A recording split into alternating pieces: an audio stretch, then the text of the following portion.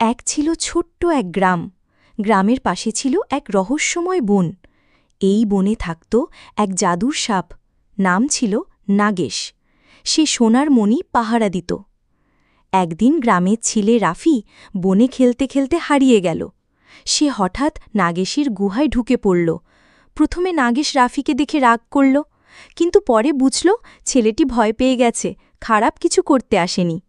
নাগেশ রাফিকে বলল, যদি তুমি আমার জন্য এই বনের নদী থেকে নীল ফুল এনে দাও, আমি তোমাকে এক জাদুর উপহার দেব। রাফি সাহস করে নদীর ধারে গেল, নীল ফুল তুলে আনল আর নাগেশকে দিল। নাগেশ খুশি হয়ে তাকে একটি সোনার মণি দিল, যা যে কোনো সমস্যার সমাধান করতে পারত। রাফি সেই মণি নিয়ে গ্রামে ফিরল এবং গ্রামবাসীর দুঃখ দূর করল। সবাই বুঝল, দয়া আর সাহস থাকলে বড় বড় জাদুও মিলে যেতে পারে।